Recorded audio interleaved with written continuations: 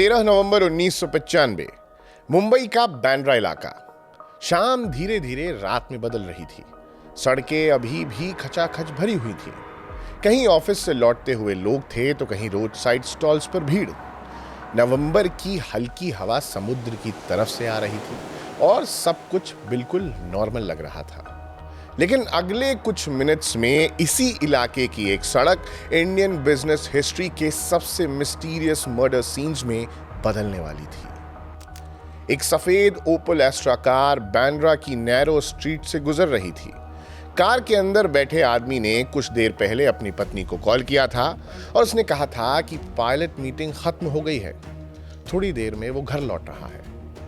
बिल्कुल नॉर्मल आवाज, ना कोई घबराहट ना कोई डर। ये एक ऐसा कॉल था जैसा लाखों लोग रोज करते हैं। अब कार जैसे ही आगे बढ़ती है, अचानक से एक वैन सामने आकर रुकती है। अब इससे पहले कि ड्राइवर रिएक्ट कर पाता, उस वैन का दरवाजा खुलता है और 4 आदमी बाहर निकलते हैं। एक आदमी के हाथ में हैमर था और बाकी शूटर्स के हाथों में पिस्टल्स। पहला वार विंडशील्ड पर होता है, कांच टूट जाता है और उसी मोमेंट फायरिंग शुरू हो गई। गोलियों की आवाज पूरे इलाके में गूंजने लगी। लोग झुक गए और दुकानदार शटर्स गिराकर अंदर भाग गए। अटैक इतना ब्रूटल था कि अटैकर्स प्रैक्टिकली ये कंफर्म करना चाहते थे कि टारगेट किसी भी हालत में जिंदा नहीं बचना चाहिए। करीब 30 राउंड्स फायर हुए। कार का सामने वाला हिस्सा छलनी हो चुका था और अंदर बैठा आदमी खून में डूब चुका था। उसका ड्राइवर भी घायल पड़ा था। पूरा हमला शायद 1 मिनट से भी कम चला। अब घायल आदमी को जब हॉस्पिटल पहुंचाया गया तो डॉक्टर्स ने उसे ब्रॉड डेड डिक्लेयर कर दिया। मात्र 42 साल की उम्र। नाम तकीउद्दीन अब्दुल वाहिद। इंडिया की पहली सक्सेसफुल शेड्यूल्ड प्राइवेट एयरलाइन का फाउंडर। एक ऐसा बिजनेसमैन जिसने इंडियन एविएशन इंडस्ट्री की मोनोपोली को पहली बार चैलेंज किया था। लेकिन उसकी सक्सेस इतनी तेजी से बढ़ी कि कुछ लोगों के लिए वो सिर्फ कॉम्पिटिटर नहीं, खतरा बन गया। और सबसे डिस्टर्बिंग बात यह है कि लगभग 30 साल भी उसका मर्डर ऑफिशियली अनसॉल्व्ड है। नमस्कार, मेरा नाम है अंकित और आप देख रहे हैं जिस्ट का show crime scene.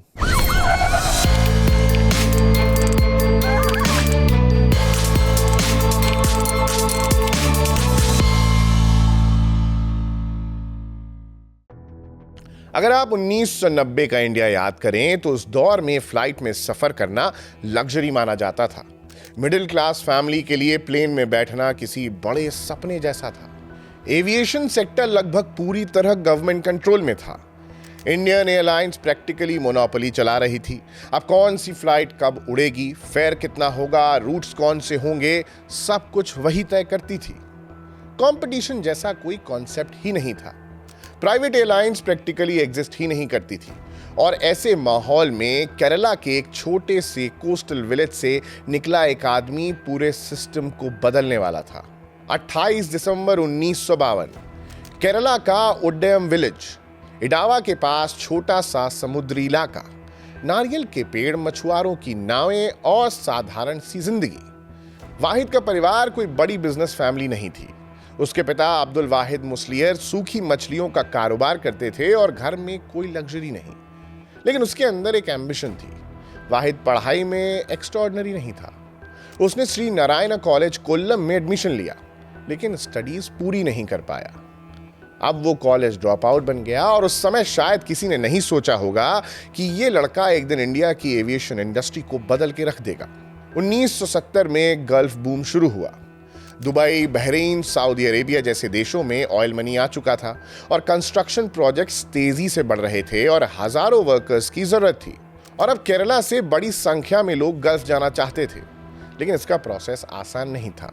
Visa, documents, recruitment agents, airline tickets और हर जगह एक्सप्लॉयटेशन। और यहीं वाहिद ने अपॉर्चुनिटी देखी। उसने बहरीन के एएमए ग्रुप के लिए रिक्रूटमेंट वर्क शुरू किया और धीरे धीरे उसे समझ में आने लगा कि असली ताकत सिर्फ टिकट्स बेचने में नहीं, लोगों की मूवमेंट को कंट्रोल करने में है। कौन गल्फ जाएगा, किस एयरलाइन से जाएगा, कितने पैसों में जाएगा, ये असली बिजनेस था। और 1980s तक वाहिद मुंबई पहुंच चुका था। दादर में उसने अपने भाइयों शहाबुद्दीन, नासिर और फैसल के साथ ट्रैवल एजेंसी शुरू की। केरला से गल्फ जाने वाले वर्कर्स की अब लंबी लाइंस उसके ऑफिस के बाहर लगती थी। कोई दुबई जाना चाहता था तो कोई मस्कट, कोई बहरीन, और रिपोर्ट्स के मुताबिक उनकी एजेंसी रोज करीब 600 एयरलाइन टिकट्स इशू करती थी। उस दौर में यह संख्या बहुत बड़ी मानी जाती थी। कहा जाता है कि 75,000 से ज्यादा इंडियंस को गल्फ भेजने में उनकी कंपनी इन्वॉल्व रही। वाहिद सिर्फ बिजनेसमैन नहीं था, उसमें नेटवर्किंग की एक्स्ट्रा ऑर्डिनरी एबिलिटी थी। पॉलिटिशियंस, बिजनेसमैन और ब्यूरोक्रेट्स, हर जगह कनेक्शन बना लेना उसकी खूबी थी। और इसी दौरान उसकी मुलाकात राजीव गांधी से हुई। राजीव गांधी उस समय मॉडर्नाइजेशन और टेक्नोलॉजी ड्रिवन इंडिया की बात कर रहे थे और एविएशन भी उसी विजन का हिस्सा था। कहा जाता है कि राजीव गांधी ने ही वाहिद को एविएशन सेक्टर में एंटर करने के लिए एनकरेज किया। उस समय यह आइडिया ऑलमोस्ट इम्पॉसिबल लगता था, क्योंकि इंडिया में प्राइवेट एयरलाइन नाम की कोई बड़ी रियलिटी थी ही नहीं। लेकिन फिर आया 1991, economic liberalisation. PV Narasimha Rao की गवर्नमेंट ने इंडियन इकोनॉमी खोलनी शुरू की। लाइसेंस राज धीरे धीरे टूट रहा था और एविएशन सेक्टर में आई ओपन स्काईज पॉलिसी। और यही वो मोमेंट था जिसने वाहिद की जिंदगी बदल दी। 1992 में ईस्ट वेस्ट एयरलाइंस को एयर ऑपरेटर परमिट मिला और इसके साथ एक हिस्ट्री बन गई। इंडिया की पहली प्राइवेट एयरलाइन ऑफिशियली लॉन्च हो चुकी थी। 28 फरवरी 1992 को ईस्ट वेस्ट एयरलाइंस की पहली फ्लाइट मुंबई से कोच्चि के लिए उड़ी। यह सिर्फ एक फ्लाइट नहीं थी, यह इंडियन एविएशन मोनोपोली के खिलाफ रिबेल था। वाहिद ने शुरुआत से एग्रेसिव स्ट्रैटेजी अपनाई। पहले तो अपने फेयर्स इंडियन एयरलाइंस से लगभग 20% कम रखे, लेकिन सबसे बड़ा शौक पायलट्स रिक्रूटमेंट में दिया। उस समय इंडियन एयरलाइंस पायलट्स को करीब 25,000 रुपए महीना वेतन देता था और वाहिद ने ऑफर दिया कि 1 लाख रुपए पर मंथ, यानी 4 गुना ज्यादा सैलरी। और इस वजह से अचानक मार्केट हिल गया। पायलट्स अट्रैक्ट होने लगे और पैसेंजर्स प्राइवेट एयरलाइंस की तरफ देखने लगे। ईस्ट वेस्ट एयरलाइंस तेजी से ग्रो करने लगी। पहले ही साल कंपनी रिपोर्टेडली प्रॉफिट में पहुंच गई। रेवेन्यूज 130 करोड़ रुपए से ऊपर बताए गए। अब सेलिब्रिटीज भी ईस्ट वेस्ट एयरलाइन से ट्रैवल करने लगे। आमिर खान, सुष्मिता सेन और यहां तक कि मदर टेरेसा को भी कथित तौर पर लाइफ टाइम फ्री टिकट्स दिए गए। और फिर 1992 में इंडियन एयरलाइंस पायलट्स स्ट्राइक पर चले गए। गवर्नमेंट पैनिक में थी क्योंकि फ्लाइट्स कैंसिल हो रही थी और तब ईस्ट वेस्ट एयरलाइन को ज्यादा रूट्स ऑपरेट करने के लिए कहा गया। और अब जिस प्राइवेट एयरलाइन को आउटसाइडर माना जा रहा था, वही सिस्टम को बचाने में लगी हुई थी। पीक पर ईस्ट वेस्ट एयरलाइंस के पास 42 डेली फ्लाइट्स थी, 40 डेस्टिनेशंस और 4,500 एम्प्लॉइज, बोइंग 737 एयरक्राफ्ट, फोकर फ्लीट। और अब वाहिद सिर्फ एक बिजनेसमैन नहीं था, वो इंडियन प्राइवेट एविएशन रेवोल्यूशन का चेहरा बन चुके थे। लेकिन जितनी तेजी से उनकी सक्सेस बढ़ रही थी, उतनी ही तेजी से उनके एनिमीज भी पैदा हो रहे थे। और 1993 में मार्केट में एक नया नाम आता है, jet Airways. Founder Naresh Goyal.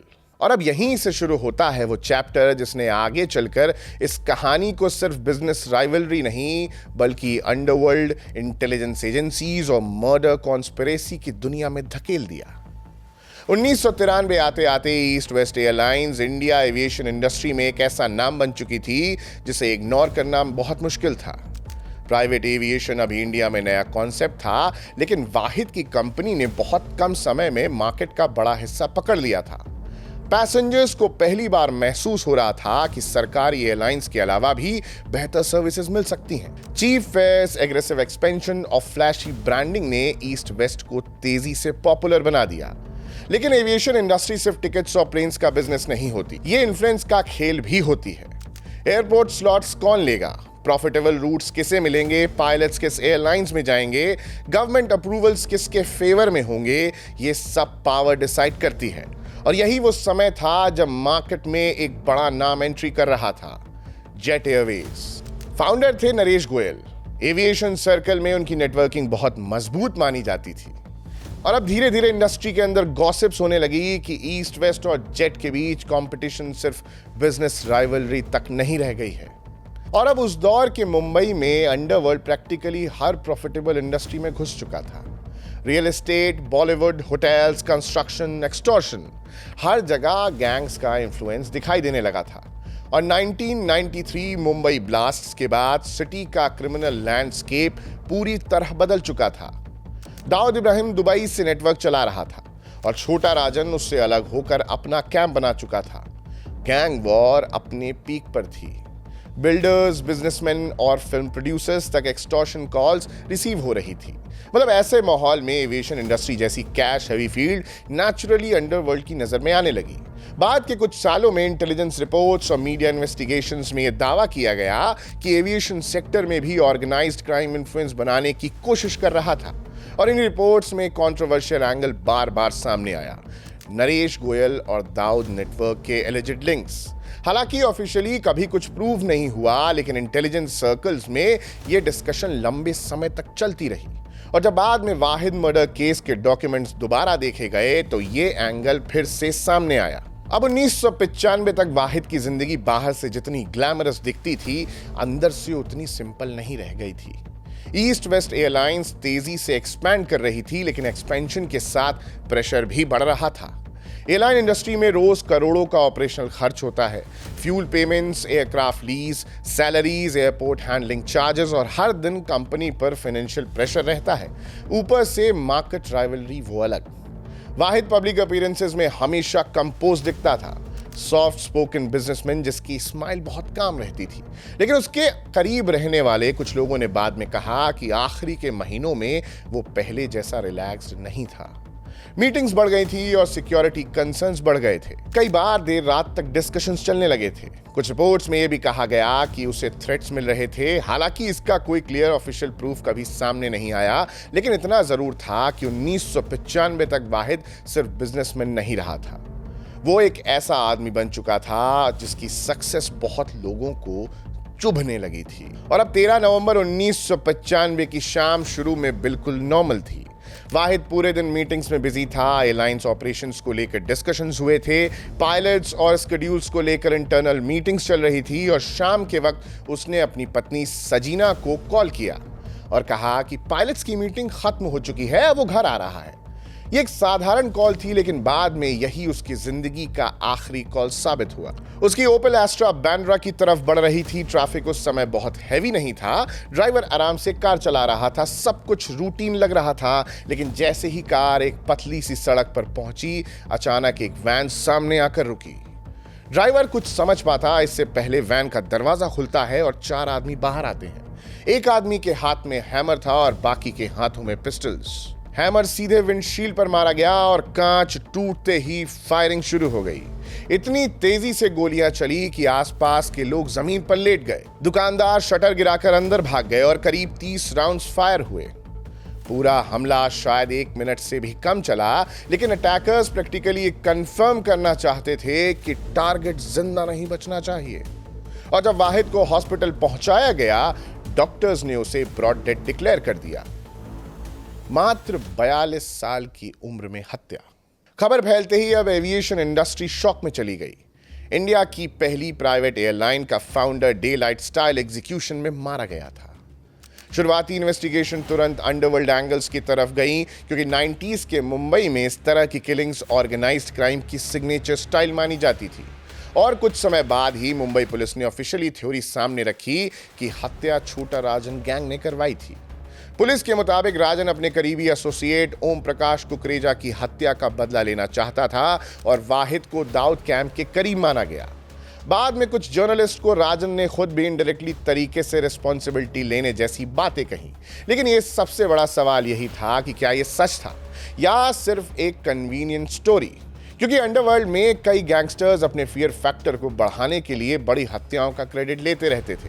और यही वजह थी कि वाहिद मर्डर केस शुरुआत से ही सिंपल मर्डर इन्वेस्टिगेशन नहीं रहा। इसमें business rivalry, organised crime, political influence और इंटेलिजेंस एजेंसीज सब धीरे धीरे शामिल होने लगे। मुंबई पुलिस ने शुरुआत से इस केस को अंडरवर्ल्ड किलिंग की तरह ट्रीट किया।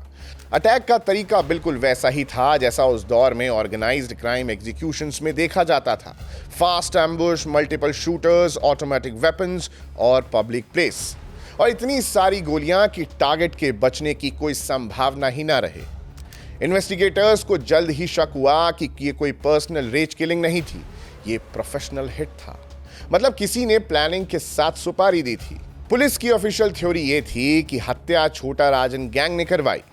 उस समय राजन और दाऊद इब्राहिम के बीच स्प्लिट चल रहा था। 1993 ब्लास्ट के बाद दोनों गैंग प्रैक्टिकली दुश्मन बन चुके थे और मुंबई अंडरवर्ल्ड दो हिस्सों में बंट चुका था। पुलिस का दावा था कि राजन अपने करीबी एसोसिएट ओम प्रकाश कुकरेजा की हत्या का बदला लेना चाहता था और वाहिद समहाउ दाऊद कैंप के करीब माना गया और इसीलिए उसे निशाना बनाया गया। बाद में कुछ जर्नलिस्ट को राजन ने खुद भी इस हत्या की जिम्मेदारी लेने जैसी बातें कही। लेकिन अंडरवर्ल्ड की दुनिया में प्रॉब्लम यही होती है कि यहाँ सच और प्रोपेगेंडा हमेशा मिक्स रहते हैं। कई गैंगस्टर्स अपने डर को बढ़ाने के लिए ऐसी किलिंग का क्रेडिट लेते रहते थे, इसलिए इन्वेस्टिगेशन यहीं खत्म नहीं होती। असल कंफ्यूजन तब बढ़ा जब इंटेलिजेंस एजेंसीज के डॉक्यूमेंट्स सालों बाद सामने आने लगे। 2003 में रॉ ने कुछ इंटरनेशनल फोन्स इंटरसेप्ट्स रिकॉर्ड दिए और इन इंटरसेप्ट्स में एलिजेडली छोटा शकील को एक एयरलाइन बिग शॉट के बारे में बात करते हुए सुना गया। बातचीत में गुस्सा साफ दिखाई दे रहा था। दावा यह था कि किसी बड़े एविएशन फिगर ने किलिंग कमीशन की थी, लेकिन बाद में पेमेंट को लेकर डिस्प्यूट हो गया और ये इंफॉर्मेशन ऑफिशियली पब्लिक डोमेन में कभी पूरी तरह रिलीज ही नहीं हुई। लेकिन जर्नलिस्ट जोजी जोसेफ ने अपनी book a feast of vultures में इंटेलिजेंस सोर्सेस के आधार पर इसका जिक्र किया और इसी वजह से वाहिद मर्डर केस अचानक सिर्फ गैंग राइवलरी नहीं रह गया। अब सवाल ये बन गया कि क्या किसी बिजनेस राइवल ने अंडरवर्ल्ड का इस्तेमाल किया था? क्या ये मार्केट वॉर थी जिसे गैंगस्टर एग्जीक्यूशन की तरह दिखाया गया? और अगर ऐसा था तो मुंबई पुलिस ने दोबारा इन्वेस्टिगेशन क्यों नहीं की? रॉ रिपोर्टेडली री इन्वेस्टिगेशन रिकमेंड कर चुकी थी, लेकिन सिटी पुलिस ने केस दोबारा खोलने में इंटरेस्ट नहीं दिखाया और यही वजह है कि ये मर्डर मिस्ट्री आज तक कॉन्स्पिरेसी थ्योरीज से घिरी हुई है। इन्वेस्टिगेशन आगे बढ़ी तो कई नाम चार्जशीट में आए। इनमें रोहित शर्मा, जोसेफ जॉन डिसूजा, सुनील मलगोरकर, बंटी पांडे और एजाज लकड़ावाला जैसे अंडरवर्ल्ड लिंक्ड अक्यूज शामिल थे। लेकिन केस का सबसे इंटरेस्टिंग नाम था एजाज लकड़ावाला। उसकी क्रिमिनल हिस्ट्री ऑलमोस्ट किसी गैंगस्टर फिल्म जैसी है। कहा जाता है कि स्कूल के दिनों में ही उसने अपने टीचर पर कंपास से हमला कर दिया था और 1987 में डोंगरी पुलिस ने उसे रॉबरी केस में पकड़ा और जुवेनाइल होम भेजा और वहीं से उसका अंडरवर्ल्ड कनेक्शन मजबूत होता चला गया। धीरे धीरे वह छोटा राजन नेटवर्क के करीब पहुंच गया। बिल्डर्स से extortion, contract killings, gang operations और Lakdawala 90s Mumbai crime world का बड़ा नाम बन गया। वाहिद मर्डर केस में भी उसका नाम सामने आया, लेकिन वो सालों तक फरार रहा और 21 साल तक इंडिया की एजेंसी उसे ढूंढती रही। रिपोर्ट्स के मुताबिक वो लगातार मुंबई बिल्डर्स और बिजनेसमैन को एक्सटॉर्शन कॉल्स करता रहा और आखिरकार जनवरी 2020 में उसकी बेटी की गिरफ्तारी के बाद इन्वेस्टिगेटर्स को लीड मिली और उसे पटना से अरेस्ट कर लिया गया। लेकिन इतनी बड़ी गिरफ्तारी के बाद भी वाहिद मर्डर केस ऑफिशियली सॉल्व नहीं हुआ और यही इस केस की सबसे डिस्टर्बिंग बात है। वाहिद की मौत का असर सिर्फ क्रिमिनल इन्वेस्टिगेशन तक सीमित नहीं रहा। ईस्ट वेस्ट एयरलाइंस खुद धीरे धीरे कोलैप्स होने लगी और फाउंडर की हत्या के बाद कंपनी की स्टेबिलिटी हिल गई। एयरलाइन इंडस्ट्री में कॉन्फिडेंस बहुत इंपॉर्टेंट होता है। इन्वेस्टर्स, लेंडर्स, स्टाफ सब लीडरशिप पर डिपेंड करते हैं और वाहिद की मौत के बाद अनसर्टेनिटी बढ़ने लगी, ऑपरेशनल प्रॉब्लम सामने आने लगी और फाइनेंशियल प्रेशर जो पहले से मौजूद ही था। ऊपर से मार्केट कंपटीशन लगातार टफ होता जा रहा था और आखिरकार जून 1997 में यानी वाहिद की हत्या के सिर्फ 19 महीने बाद ईस्ट वेस्ट एयरलाइंस बंद हो गई। इंडिया की पहली प्राइवेट एयरलाइन हिस्ट्री बन गई। बाद में वाहिद के भाई फैसल ने कई बार कहा कि इन्वेस्टिगेशन गलत डायरेक्शन में गई थी और असली मास्टरमाइंड्स तक कभी पहुंचा ही नहीं गया। लेकिन आयरनी ये थी कि आगे चलकर फैसल खुद Indian oil corporation fraud case में कन्विक्टेड हुआ और इस वजह से फैमिली की क्रेडिबिलिटी पर भी सवाल उठने लगे। धीरे धीरे east west airline public memory से गायब होती चली गई, लेकिन वाहिद मर्डर मिस्ट्री खत्म नहीं हुई। आज लगभग 30 साल बाद भी इस केस के कई सवाल अनआंसर्ड हैं। क्या छोटा राजन ने सच में यह हत्या करवाई थी या सिर्फ अंडरवर्ल्ड रेपुटेशन बढ़ाने के लिए इसका क्रेडिट ले लिया? रॉ इंटरसेप्ट्स में जिस एयरलाइन बिग शॉट्स का जिक्र था वो कौन था? क्या बिजनेस राइवलरी अंडरवर्ल्ड किलिंग में बदल गई थी? इंटेलिजेंस ब्यूरो की रिपोर्ट्स में जो एलिजेड डाउट कनेक्शंस मेंशन हुए, उनकी कभी इन्वेस्टिगेशन क्यों नहीं हुई? और सबसे बड़ा सवाल, मुंबई पुलिस ने री इन्वेस्टिगेशन से इनकार क्यों किया? शायद इन सवालों के जवाब कभी ऑफिशियली सामने ना आए, लेकिन एक बात तय है कि तकीउद्दीन अब्दुल वाहिद सिर्फ बिजनेसमैन नहीं था। उसने इंडियन एविएशन इंडस्ट्री का दरवाजा प्राइवेट प्लेयर्स के लिए खोला था। उसके किलर्स के नाम चार्जशीट्स में जरूर लिखे गए, लेकिन उसके मर्डर के पीछे असली कहानी क्या थी, ये रहस्य आज भी जिंदा है। क्राइम सीन के आज के एपिसोड में फिलहाल इतना ही। आपको ये एपिसोड कैसा लगा हमें कमेंट्स करके जरूर बताएं। इस स्टोरी की स्क्रिप्टिंग की है हमारे साथी दीपेंद्र गांधी ने। कैमरे के पीछे हैं फरहान हैदर और साउंड पर हैं संदीप पांडे जी। मेरा नाम है अंकित और आप देख रहे हैं जिस्ट।